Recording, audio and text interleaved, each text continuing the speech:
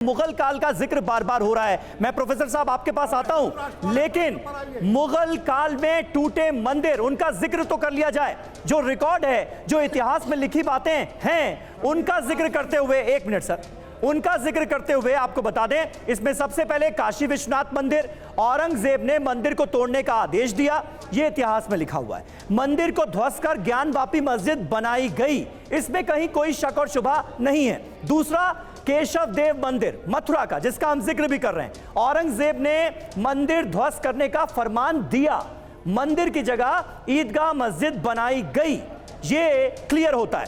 वहीं तीसरा, मध्य प्रदेश का विजय मंदिर, 1682 में मंदिर को नष्ट किया गया, औरंगजेब ने आलमगिरी मस्जिद यहां पर बनवाई। तो औरंगजेब ने ऐसे बहुत सारे कांड किए। गोलकोंडा आंध्र प्रदेश का जिक्र भी जरूरी है, औरंगजेब ने कब्जा किया, मंदिरों को नष्ट करने का आदेश दिया गया औरंगजेब की तरफ से। ये सारी बातें हम इतिहास में पढ़ते आए हैं, इतिहास में दर्ज हैं। स्वामी जी, ये पूरा रिकॉर्ड हमने दिखा दिया, आप बताएं। हिंदू राष्ट्र का जो प्रश्न है, संविधान की बार बार जो बात हो रही है, संविधान की जो मूल प्रति है उसमें 28 चित्र हैं। उन चित्रों के द्वारा क्या प्रदर्शित हो रहा है, तो आपके माध्यम से भारत सरकार से मैं मांग करता हूं कि संविधान की जो मूल प्रति है उसको जो है प्रकाशित करवाकर और जनता में बांटा जाए। जनता स्वतः निर्णय कर लेगी कि यह राष्ट्र हिंदू राष्ट्र है कि नहीं है। और मैं दो चार चित्रों के संदर्भ में बात करूंगा। पहला है पुष्पक विमान। पुष्पक विमान का संदर्भ क्या है, अश्वमेध यज्ञ का वहां पर संदर्भ क्या है, गुरुकुल का संदर्भ क्या है, यह संदर्भ जो है इस राष्ट्र की जनता निर्णय करेगी।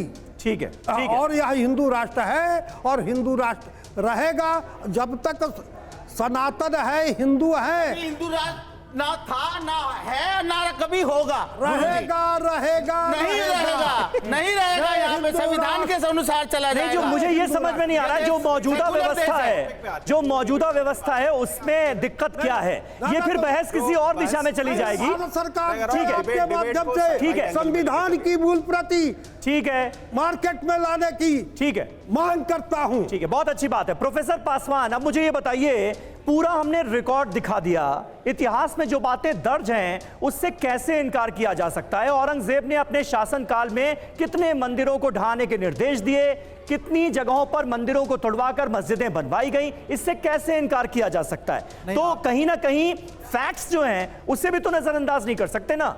आप पूरी तरह से सही बात कर रहे हैं जी, पूरी तरह से फैक्ट सही है ये। और मैंने बताया ना कि ये जो उस समय के राजा थे, जो काम ये करते थे मंदिरों को तोड़ने का और ध्वस्त करने का, उसकी दो वजह थी। एक तो वजह थी कि उन मंदिरों में संपत्ति हुआ करती थी, संपत्ति लूटते थे। दूसरी वजह थी उस जनता का मानमर्दन करना। जो जनता रही है उसको कैसे अपमानित करें, कैसे उनको कमजोर करें उनकी मानसिकता, और इसके लिए विरोधी राजा ऐसा करते थे। अच्छा, तो ये सच्चाई है, इसमें कोई इनकार नहीं कर सकते। दूसरी बात जो मैं करना चाहूँगा, प्रोफेसर तिवारी मेरे बात से सहमत होंगे, इतिहास की घटनाएं हैं, सच्ची घटनाएं होती हैं, उनकी व्याख्या हमें वर्तमान और भविष्य को देख करके करनी चाहिए। अगर इतिहास हमारे वर्तमान और भविष्य को बेहतर बनाने में मददगार है तो उसका अंश हमें लेना चाहिए। यदि किसी वजह से हमारा वर्तमान और भविष्य खराब हो रहा है तो उन अंशों को छोड़ देना चाहिए। इतिहास को हम बदल नहीं सकते, इतिहास को बदलने की बातें बेवकूफ़ी होती है, वर्तमान को और भविष्य को बदल सकते हैं। तो मैं आज 1947 के ठीक है, आप जिन बातों का जिक्र कर रहे हैं, वेदव्रत जी जल्दी से उसका जवाब दीजिए। और ऑडियंस हमारे साथ मौजूद है, हमारे साथ स्टूडियो में दर्शक जो हैं वो भी मौजूद हैं। आप में से कोई अगर सवाल पूछना चाहता है हाथ उठाएगा, मैं आपके पास आऊंगा। जल्दी से वेदव्रत जी, जल्दी से जवाब दीजिए। आपने एक चर्चा की जल्दी से वर्शिप प्लेस एक्ट की 1991 की, बिल्कुल सही बात है। अयोध्या के बाद उसको एग्जेम्प्टेड किया गया था। बिल्कुल, सवाल इसका है कि आज हमारे जो लोग हैं, हमारे जो विद्यार्थी हैं, एकेडमिशियन हैं, हिंदुस्तानी है, वो सही इतिहास जाने ये जरूरी है। आपको क्या करना है, आपको तोड़ना है, बनाना है, ये अलग पक्ष है, लेकिन सही मायने में सही नैरेटिव वाला इतिहास है। अभी गुलाम साहब चर्चा कर रहे थे कि आप कुछ पुस्तकों की चर्चा कर रहे थे कि उसमें यह लिखा है कि औरंगजेब महान शासक था, फलाना ठिकाना था, लेकिन ध्यान रखने की बात है कि जो समकालीन इतिहासकार होते हैं, जो कोर्ट पोएट्स हैं या जो क्रॉनिकल राइटर्स हैं, वो सबसे ज़्यादा प्रामाणिक हैं। और इसीलिए उसके बाद के आज को इतिहास लिख के कुछ भी लिख सकता है, हर आदमी विचारधारा से प्रेरित है। इसीलिए जो प्रमाण आ रहा है, चाहे वो मासेर आलमगीरी से आ रहा हो, चाहे वो फुतुहात आलमगीरी से आ रहा हो, ईश्वरचंद नागर ने लिखी, औरंगजेब के काल में है और वो भी चर्चा करता है। तो आप ये नहीं कह सकते कि जो है कि आज जो है औरंगजेब के किए कराए हुए पर्दा डाल दीजिए। हाँ, जहां तक आगरा के मस्जिद को वहां के नीचे आपके जो मूर्तियों को निकालने का सवाल है, तो वो एक ASI प्रोटेक्टेड साइट है, उसके लिए बाकायदा प्रोसीजर, कोर्ट प्रोसीजर फॉलो करना पड़ेगा। और ऐसे हम तो नहीं कर सकते हैं और कोई भी नहीं कर सकता है। और जब कोर्ट की अगर चीजें होती हैं तो होना चाहिए। बिल्कुल सही बात है। जो होगा, सच्चाई आनी चाहिए, जो होगा वो कानून के हिसाब से ही होगा। जल्दी से 10 सेकंड में अपनी राय रखिए, उसके बाद फिर मुझे ऑडियंस के पास जाना है। सर, देवकीनंदन महाराज ने एक बात कही थी, आपने ध्यान ही नहीं दिया, पूरा इशू आप चेंज कर रहे हैं। हाँ। इन्होंने कहा था क्या आपके कुरान में मथुरा या और दूसरी जगहों का जिक्र है क्या? मैं ऑडियंस से कहूंगा, भारत के भविष्य बैठे हैं, कुरान में बहुत प्रसिद्ध है, वाले कुल्ले कौमिन हाद, धरती का कोई ऐसा जगह नहीं, कोई ऐसी भाषा नहीं जहां अवतार नहीं आए हो, और कृष्ण भगवान भी अवतार ही हैं। ये आप पहले नोट कीजिए। अब दूसरी बात, अब मैं 10 सेकंड और थोड़ा समीर भाई दीजिएगा समय। गोस्वामी तुलसीदास जी, अभी आपने एक पंक्ति पढ़ी थी, यदा यदा ही धर्मस्य, पंक्ति नहीं श्लोक, श्लोक जो पढ़ा था आपने गीता का, यदा यदा ही धर्मस्य, सारांश उसका यही है कि जब जब धर्म पर संकट होता है, उसी से मिलती जुलती बात लगभग जो है रामचरितमानस में है। जब जब होई धर्म की हानि, बरही असुर अधम अभिमानी। क्या बात है, क्या बात है। तब तब धर प्रभु विविध शरीरा, हरहि दया निधि सज्जन पीड़ा। अब एक सवाल इसमें पैदा होता, यदा यदा ही धर्मस्य पूरा पढ़ेंगे और इसका भी अर्थ निकालेंगे। विद्वान महाराज से के सामने तो हम कुछ भी नहीं, ABCD भी नहीं है, जो रात दिन तो यही प्रवचन करते हैं। यदि 16वीं 15वीं 14वीं 13वीं गजनबी से लेकर और औरंगजेब तक, हाँ, इतना बड़ा कुकर्म, इतना बड़ा न्याय, भगवान की मंदिर, चाहे वो भगवान शिव का मंदिर हो उसका भी वर्णन आ रहा, और मथुरा के मंदिर का हो उसका भी वर्णन आ रहा, और भगवान राम का भी आ ही गया, बाबर भी उसी के औलाद थे। ये सब कुछ हुआ और कोई अवतार नहीं आया इनका नाश करने के लिए। ये भी एक सवाल होगा सर। 10 सेकंड, ये एक बड़ा सवाल, चूंकि आपने धर्म से पूछा, कुरान से तो हमने कह दिया है, हम मानते हैं मोहम्मद साहब से पहले चाहे बुद्ध हो, चाहे भगवान कृष्ण हो, चाहे राम हो, सब अवतार हैं, इसलिए कि सब लोग अपने समाज में रिफॉर्म के लिए जाने जाते, सबों ने समाज को एक सही दिशा दी, एक प्रचार। तो कहना क्या चाह रहे हैं आप? तो ये मतलब ये क्रूरता जब हो रही थी तो किसी ने अवतार क्यों नहीं लिया, आप ये कह रहे हैं? अगर डिबेट धार्मिक हो तो भी जवाब तो देना, तो भी निकल जाएगा निष्कर्ष, और हिस्टोरिकल डिबेट हो तो भी निष्कर्ष निकलेगा। अब एक लास्ट पॉइंट, अरे इसी पर अरे आपने ये तो बहुत महत्वपूर्ण सवाल उठा दिया है। देवकीनंदन जी जल्दी से जवाब मुझे सुनिए। मैं इनके प्रश्न का, जब जब हो धर्म के आने बाढ़े असुर अभिमानी, तब तब धरे प्रभु विविध शरीरा, विविध का चर्चा नहीं किया इन्होंने, विविध शरीरा है, विविध शरीरा, वो ऑलवेज नहीं आते, कभी कभी अपनी शक्तियों को भी भेजते। और जब सुनिए ना, अरे सुनिए ना, हम कथावाचक हम हैं, हम कथावाचक, सुनो। जब जब जिन जिन आतताइयों ने वो कार्य किए, तब तब भगवान ने अपनी दिव्य शक्ति देकर कुछ राजाओं को भेजा, और उन राजाओं को भेजकर उन मस्जिदों को तोड़वाया, फिर वहीं पर मंदिर बनवाया। कहाँ? कृष्ण जन्मभूमि पे। सुनिए, मस्जिद भी बनी तो तोड़ के बनवाई गई है, सुनिए, फालतू बताइए।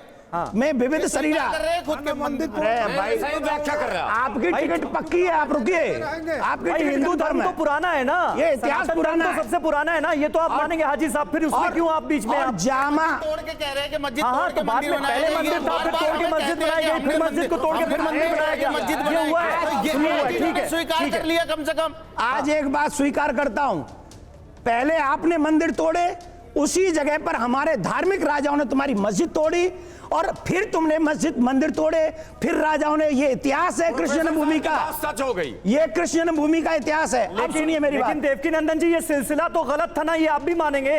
क्यों गलत बंद होना चाहिए ना? ये पहले किसने किया शुरू? अब तो एक आजाद मुल्क है भारत। अब मैं बता देता हूं, 1947 के बाद, अभी मेरी बात एंड नहीं हुई, आप 47 1947 के बाद स्टेटस को मेंटेन करके रखना है, ये हमारे देश का कानून कहता है। समीर जी, जी अभी समीर भाई क्यों है? अभी जवाब दीजिए। हाँ, अरे एक सुनिए, मिनट। अभी औरंगजेब के क्रूर अत्याचारों को समाप्त करने के लिए भगवान ने हमको और आपको भेजा है कि हम लोग निकाल के लाएंगे ठाकुर जी को। अच्छा ठीक है, इसमें देवकीनंदन जी जिस बात का जिक्र कर रहे हैं उससे इत्तेफाक कौन कौन रखता है? हाथ उठाए जरा, हाथ उठाए। आप रखते हैं? क्या चाहते हैं?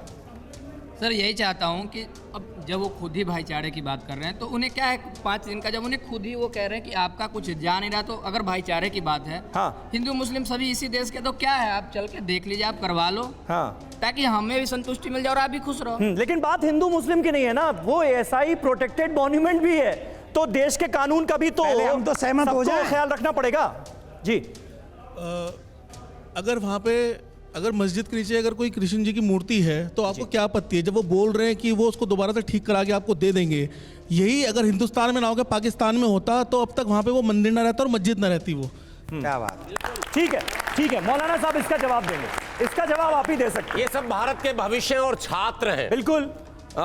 यहाँ औरंगजेब का केवल नाम नहीं है, मुगल का एक पूरा वंश है, तुगलक है, ऐबक है, बलबन है, खिलजी है, एक पूरी लंबी सूची है आक्रमणकारियों विदेशियों की, साथ में अंग्रेज का भी है। इतिहास के पन्ने में एक शब्द आता है, अंग्रेजों भारत छोड़ो, सुना होगा आप लोगों ने। अंग्रेज कितने वर्ष रहा भारत में साहब? बमुश्किल 150 पौने 200 साल।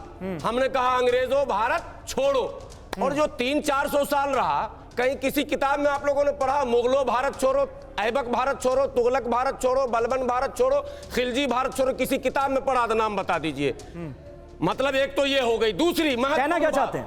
मैं कहना क्या चाहते हैं? सामने आ गया। हाँ। समझ लीजिए, वो छात्र समझ रहे हैं, भारत के भविष्य लोग समझ जाए। ठीक है, वर्तमान तो संकट ठीक है, समझ में आ गया, समझ में आ गया ना। लास्ट जिस 16वीं सदी में, सर 2 सेकंड, जिस 16वीं सदी में इतिहास की कुछ जानकारी नहीं है, आप क्या बोल रहे हैं? ये क्या तरीका क्या है? नहीं, लेकिन कहना क्या चाहते हैं भाई? एक मिनट, डायरेक्ट सवाल हो रहे हैं, डायरेक्ट जवाब दीजिए। यहाँ से कौन पूछना चाहता है? यहाँ से कोई पूछना चाहता है? कोई नहीं पूछना चाहता। क्यों नहीं उस विदेशी को भगाया? ठीक है, अच्छा देखिए, अरे ऑडियंस का सवाल भी तो ले लीजिए, सवाल ले लीजिए। आप बोल रहे थे अभी मौलाना साहब, और उस ऐसे लोगों को जेल में डालना साथ में लेके चाहिए। हमारे मौलाना साहब सुनिए तो, सुनिए। जी जी, बोल क्या रहे थे कहना चाहते हैं? भारत ऐसे लोगों को जेल में डालना चाहिए। हमारा इतिहास हमको पढ़ाया नहीं जा रहा है, तो हमारे लोग कैसे जानेंगे? इतिहास नहीं पढ़ाया जा रहा? अभी देख नहीं रहे आप कितने नाम गिना दिए उन्होंने। अभी आपने देखा दिल्ली में कितने रोड है, कोई महापुरुष के नाम से रोड है, कोई राम के नाम से रोड है? नहीं है ना। क्यों नहीं है? क्योंकि हमारे कई जगहों पर है, कई जगहों पर है। अब हुआ है ना, जब आवाज उठाई है। और पहली बात, जब इनको ये बोल दिया है कि हम पूरा खर्चा उठाने के तैयार है, आपकी मस्जिद का थोड़ी है, अगर हमारे केशव देव है तो हमको क्यों नहीं दे रहे हैं भाई? इनकी क्या इसमें है? हम पूरा हाजी साहब, हमारे आराध्य है वो। हाजी साहब जवाब दीजिए, दिक्कत क्या है?